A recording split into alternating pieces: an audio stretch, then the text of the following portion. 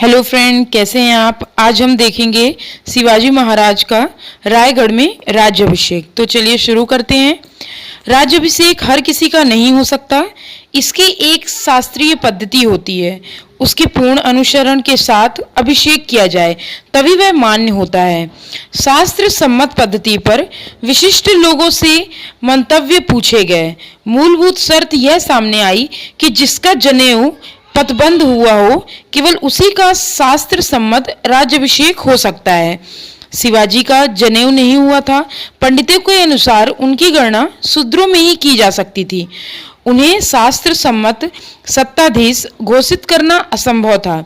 शिवाजी 46 वर्ष के हो चुके थे। उनके अनेक विवाह हुए थे जिनसे उन्हें संतानें भी थी। इस स्थिति में और इस उम्र में उनके जनेऊ संस्कार को शास्त्र सम्मत मान्यता भला कैसे दी जाती।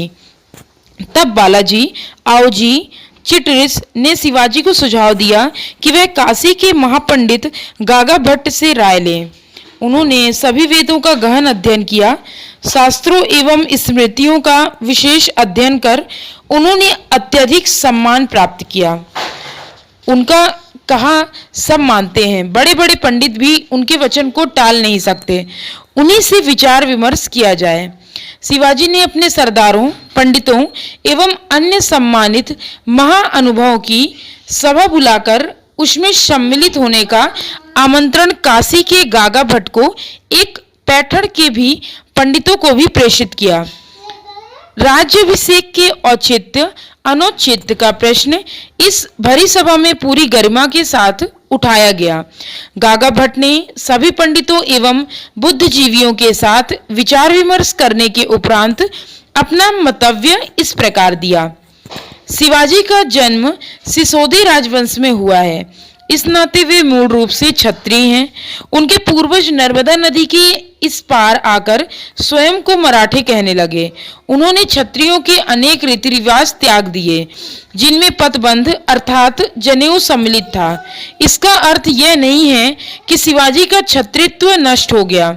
उदयपुर, जयपुर आदि में जिस प्रकार राजपूत राजा का पतबंध पहले करवाकर फिर राज्याभिषेक किया जाता है, उसी प्रकार शिवाजी का भी पतबंध पहले करके फिर राज्याभिषेक हो सकता है। इसमें शास्त्र की कोई रुकावट नहीं है। उदयपुर के कुल में इनका छत्र सिंहासन का अधिकार आज भी बना हुआ है। फिर हमारे प्रतिरोध का क्या अर्थ है। रहा यह प्रश्न कि शिवाजी की आयु बड़ी है एवं एकाधिक विवाहों से उन्हें संतानें भी हैं, तो ऐसे में उनका पतबंध कैसे हो। यहाँ हम आपातकालीन धर्म का सहारा ले सकते हैं। पतबंध तो होना ही है क्योंकि वह राज्याभिषेक का अनिवार्य अंग है। आपातकालीन धर्म कहलाता है कि इस संस्कार को मुख्य विधि के रूप में अवश्य किया जा सकता है। गागा भट्ट का यह निर्णय पैठण एवं महाराष्ट्र के पंडितों ने सर्वसम्मति से स्वीकार कर लिया। शिवाजी का पतबंध करने के उपरांत राज्याभिषेक संपन्न कर लिया जाए, ऐसा सुनिश्चित हो गया। शिवाजी ने इस समारंभ की तैयारी राष्ट्रीय महोत्सव के रूप में की। उन्होंने सन 1674 के मई महीने में चिपलूड़ जाकर सेना का निरीक्षण किया। फिर परशुराम के मंदिर में जाकर पूजा की। वे 11 मई को रायगढ़ आए, जहां उन्होंने हेबीर राव मोहिते को सरनोबती दी। प्रतापगढ़ जाकर उन्होंने तुलजा भवानी के दर्शन किए एवं देवी को सुवर्ण छत्र अर्पित किया।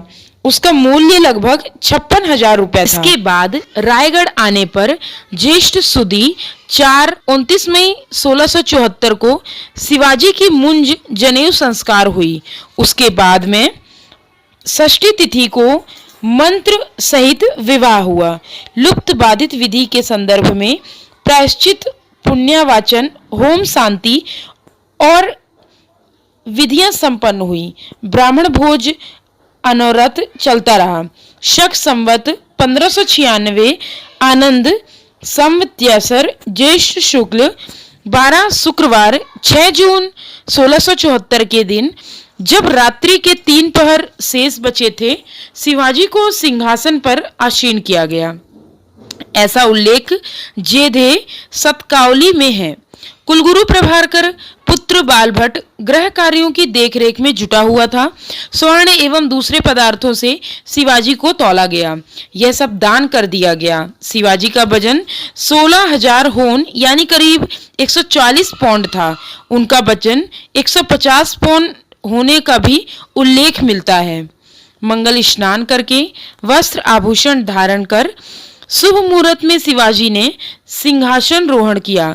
चारों तरफ अष्ट प्रधान अपने अपने राज चिन्हों सहित 8 दिशाओं में विराजमान हुए। समारोह में भाग ले रहे कोषशाला के अधिकारीगण, सेना अधिकारी, मांडलिक आदि अपने सुनिश्चित स्थानों पर खड़े थे।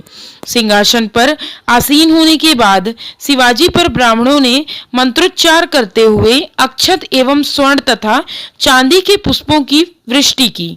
सभी दिशाओं में तोपों की गर्जना की गई। ब्राह्मणों को दक्षिणा दी गई।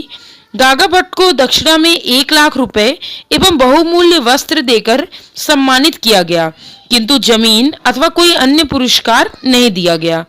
मंत्रोच्चार करने वालों को 5-5 हजार रुपए तथा पुरोहित को 24,000 रुपए दक्षिणा स्वरूप मिले। अन्य लोगों को उनकी योग्यता अनुसार 1,000, 500, 200 ऐसी राशि से पुरस्कृत किया गया।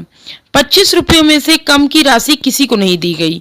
इस प्रकार गोसाई, तापसी व गरीबों को भी योग्य सम्मान दिया गया। सिंहासन पर बैठने के बाद सुबह लगभग 8 बजे शिवाजी महाराज ने अंग्रेज वकील हेनरी ऑक्सजेंडर को बुलाकर उनसे मुलाकात की। महाराज के साथ उनका परामर्शदाता नारायण सेवड़ी था। अंग्रेजों ने इस अवसर की खुशी में एक अंगूठी, एक विलायती कुर्सी, एक हीरो जड़ित शेर का वस्त्र, 2 हीरो जड़ित हाथों के कड़े व 3 मोती शिवाजी को उपहार में दिए। दरबार के अन्य लोगों को लगभग 3,000 रुपयों जितने मूल्य की विविध वस्तुएं भेंट की। उन्हें महाराज ने अपनी ओर से भी आकर्षक पोशाकें भेंट में दी। दरबार समाप्त होने के बाद शिवाजी हाथी पर सवार होकर देव दर्शन को गए और वापस आए। सिंहासन रोहण के समारंभ का खर्च लगभग 4.5 लाख रुपए हुआ। ऐसे एक सभासद ने लिखा है, यह खर्च 50 लाख रुपयों से अधिक नहीं रहा होगा। ऐसा अनुमान विख्यात इतिहासकार जुदुनाथ सरकार ने लगाया है। पुत्र का ऐसा अप्रतिम भाग्य देखकर मातुश्री जीजाबाई कृत हो गई एवं 12 दिन बाद 17 जून 1674 को पचाड़ में दिवंगत हुई। अपने नए राज्य की स्थापना की स्मृति एवं प्रसन्नता में शिवाजी महाराज ने राज्याभिषेक शक की स्वतंत्रता काल गणना प्रारंभ की। क्षत्रिय कुलावंशत सिंहासनधीश्वर महाराज छत्रपति की उपाधि धारण करते हुए उन्होंने अपना राज्याभिषेक संपन्न होने की घोषणा की। कालगणना प्रारंभ करने वाला 1000 वर्षों में कोई एक ही होता है, ऐसी धारणा है। प्रत्यक्ष में शिवाजी अपने कार्यों का मूल्यांकन किस प्रकार करते थे, यह इसी से स्पष्ट हो जाता है। मुसलमानों के शासन में फारसी व उर्दू भाषाओं का प्रचार हुआ था। इसे स्थगित कर प्राचीन भारतीय रीति रिवाज एवं भाषा का प्रयोग करने का आदेश शिवाजी महाराज ने जारी कर दिया। राज व्यवहार कोश के माध्यम से उन्होंने संस्कृत के शब्द प्रचारित किए। यह ग्रंथ रघुनाथ पंत हनुमंत ने कर्नाटक में धुंडीराज लक्ष्मण व्यास पंडित से बनवाए और कर्नाटक के आक्रमण के समय शिवाजी को समर्पित किया। दरबार की कार्य पद्धति के नियम बनाने के लिए शासन एवं न्याय से जुड़े शब्द एवं वाक्य विन्यास शिवाजी ने सुनिश्चित किए। इससे अधिकारियों द्वारा पालन किए जाते नियमों एवं लेखन की महत्वपूर्ण बातों के साथ व्यवहार आदि की समीक्षा करना संभव हो गया। शिवाजी महाराज के राज्याभिषेक का समाचार पाकर देश की हिंदू जनता फूली नहीं समाई। यहाँ तक कि बीजापुर गोलकुंडा के राजकर्ताओं को भी इस बात का दुख नहीं हुआ, बल्कि उन्हें औरंगजेब की राज्य तृष्णा का प्रतिकार करने का संबल शिवाजी के रूप में हासिल हो गया। इस माहौल में बस एक ही व्यक्ति था जो दुखी था, और वह था औरंगजेब। शिवाजी को स्वतंत्र राज्य स्थापित न करने दिया जाए, उसके राज्याभिषेक समारोह में चारों ओर से विघ्न डालकर परेशान किया जाए, ये आदेश औरंगजेब ने बार बार अपने सिपह सालार बहादुर खान को दिए थे। लेकिन शिवाजी महाराज ने अपनी सुरक्षा का इंतजाम ऐसा चाक चौबंद रखा था कि बहादुर खान उनका कुछ नहीं बिगाड़ सका। शिवाजी महाराज ने सरहदों को कुछ ऐसी सख्ती से बंद कर दिया था कि बहादुर कोंकण में प्रवेश ही नहीं कर सकता था। शिवाजी महाराज के राज्याभिषेक की खबर जब औरंगजेब को पता चली, तब वह इतना व्याकुल हुआ कि तख्त से उतर पड़ा और बोला, अल्लाह ने हमारे तख्त का सर्वनाश किया है, मुसलमानों का राज्य छीनकर मराठों को ही दे दिया। वह 2 दिन तक अपने तख्त पर बैठा ही नहीं, उसने कुछ भी खाने पीने से इनकार किया। उसके वजीरों ने बहुत मिन्नतें की और शिवाजी को खत्म करने के वादे किए। तब कहीं औरंगजेब जनान खाने से बाहर निकला और तख्त पर बैठा। ऐसा भी नहीं था कि समाज के सभी पक्षों ने शिवाजी के राज्याभिषेक समारोह की सराहना की।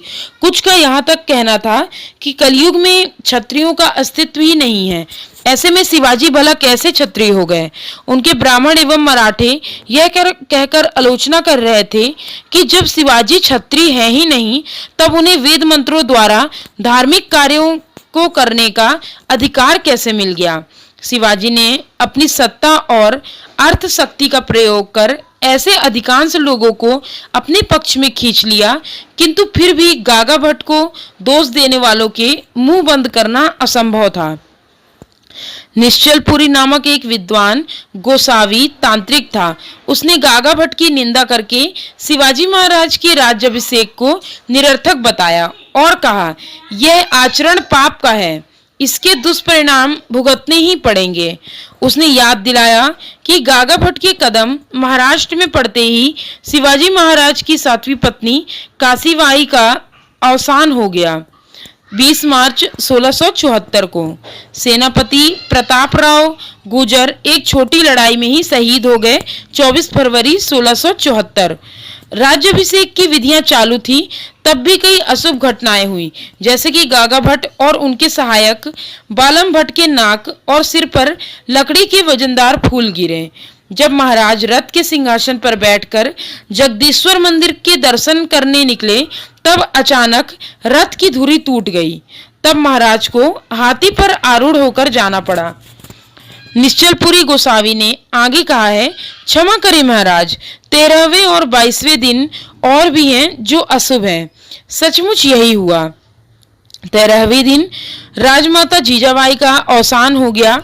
22वें दिन शिवाजी महाराज के अत्यंत प्रिय एक मशहूर हाथी की रायगढ़ में मौत हो गई।